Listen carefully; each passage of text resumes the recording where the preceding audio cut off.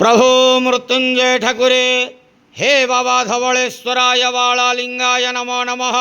दीपं यदि परं ब्रह्मा दीपं यदि जनार्दनः दीपहरतु मे पापो पूजा दीप नमस्तुते। बाबा धवलेश्वराय वाळालिंगाय नमो नमः। संसार सुखी रखंतु।